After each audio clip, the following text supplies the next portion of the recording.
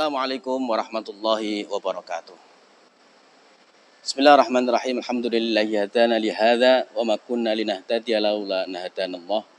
Assalatu wassalamu al-atammanil akmalin ala khairi khalqillah sayyidina wa maulana Muhammad ibn Abdillah wa ala alihi wa ashabihi wa mawalah wa ba'dah.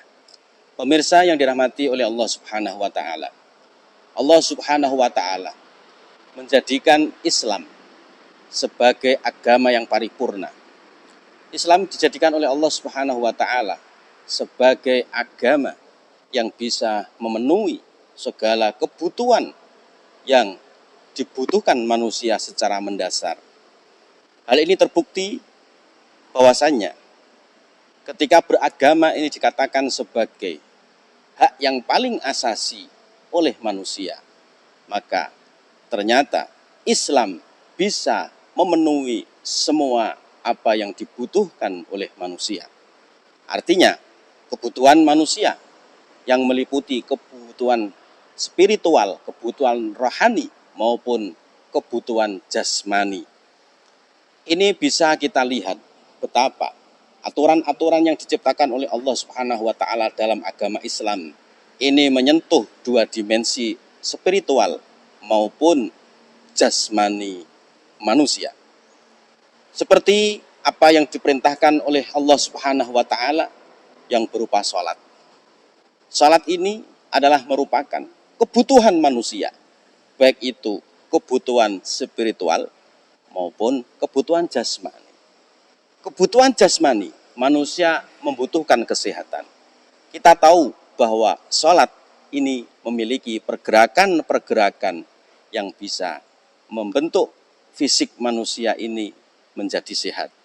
Lalu kemudian sholat ini juga ada bacaan-bacaan, yang mana bacaan-bacaan di dalam sholat ini adalah menyentuh kebutuhan spiritualitas manusia. Jadi oleh karena itu, agama Islam dijadikan oleh Allah Subhanahu wa taala sebagai agama yang paripurna, agama yang memuat berbagai macam aturan yang bermanfaat bagi manusia, baik itu kemanfaatan yang bersifat dunia maupun kemanfaatan yang bersifat akhirat. Intinya bahwa semua apa yang diaturkan atau yang diciptakan oleh Allah, yang ditentukan oleh Allah di dalam aturan-aturan ajaran agama Islam ini menjadi sangat bermanfaat bagi setiap pemeluk agama Islam. Jadi jangan sampai terus kemudian kita memahami bahwa segala aturan yang ada, yang telah dibebankan oleh Allah kepada hambanya, ini adalah merupakan penyiksaan kepada seorang hamba. Bukan sama sekali. Karena Allah Subhanahu wa taala mensyariatkan atau memberikan aturan, memberlakukan aturan kepada manusia ini dalam rangka untuk kemaslahatan manusia.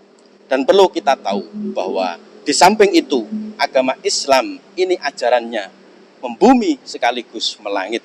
Ajaran agama Islam orientasinya ukhrawi dan orientasinya juga duniawi. Antara ukhrawi dan duniawi tidak bisa kita pisahkan.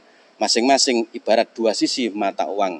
Ketika kita beramal di dunia, maka itu juga dalam rangka untuk akhirat. Ketika kita beramal untuk akhirat, jangan lupa juga amal untuk dunia. Wala tansa nasibaka minad dunya. Inilah yang dinamakan dengan keparipurnaan agama Islam.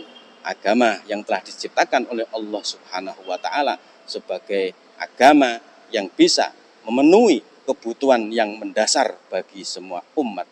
Oleh karena itu, jangan sekali-kali kita menjadikan agama Islam justru menjadi agama yang tidak paripurna. Bagaimana caranya? Agama Islam harus kita jadikan sebagai perilaku. Islam tidak akan bisa berbuat apa-apa jika tidak kita jadikan sebagai perilaku. Al-Islamu la yasna'u syai'an illa ayyakuna sulukan. Islam tidak akan pernah bisa berbuat apa-apa jika Islam tidak dijadikan sebagai perilaku. Oleh karena itu, segala perilaku umat Islam ini harus mencerminkan agama Islam. Segala perilaku umat Islam harus mencerminkan ajaran-ajaran agama Islam. Dan yang perlu diingat bahwa ajaran Islam itu tidak hanya bersifat simbolik semata.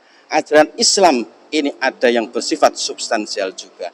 Islam tidak mengedepankan kemasan, tapi Islam juga memperhatikan isi. Islam tidak hanya sekedar isi, tapi Islam juga punya kemasan. Oleh karena itu, maka Islam yang harus kita jadikan sebagai perilaku, ini adalah Islam kemasan dan Islam isi. Kita tidak bisa meninggalkan salah satu dari kedua-duanya. Kita tidak boleh menampilkan Islam hanya dari sisi kemasannya saja. Begitu juga sebaliknya, kita tidak boleh menampilkan Islam hanya dari sisi isinya saja. Islam punya syiar, Islam punya ruh, dan Islam punya kemasan. Syiar inilah yang dinamakan dengan kemasan Islam. Ada yang dinamakan dengan azan, ini adalah syiar Islam. Ada yang dinamakan dengan sholat jamaah, ini adalah syiar Islam. Ada yang dinamakan dengan sholat Jumu'ah, yang dilakukan secara masif, secara bersama-sama. Ini adalah merupakan salah satu bentuk dari simbol-simbol ajaran agama. Akan tetapi, ada substansi yang harus kita pahami dari masing-masing simbol yang ada, masing-masing syiar yang ada. Di dalam sholat berjamaah, kita diberi ajaran substansial oleh Islam, yaitu kekompakan, kerukunan antar sesama, kebersatuan antar sesama, jiwa sosial antar sesama. Ini juga harus kita perhatikan. Jangan terus kemudian ketika kita rajin jamaah, akan tetapi justru kita saling berpecah. Kemudian kita saling melaksanakan sholat Jumat, akan tetapi di sini justru kita malah saling baku hantam. Bagaimana nanti Islam akan bisa diterima jika lalu kemudian Islam tidak dijadikan sebagai perilaku. Oleh karena itu, saya ulang kembali bahwa mari kita jadikan agama Islam ini sebagai perilaku. Karena Islam tidak akan bisa bermanfaat, tidak akan bisa berbuat apa-apa jika Islam tidak dijadikan sebagai perilaku. Demikian yang bisa kami sampaikan. Kurang lebihnya mohon maaf. Al-afu minkum wa akhiru da'wana alhamdulillahirabbil alamin. Assalamualaikum warahmatullahi wabarakatuh.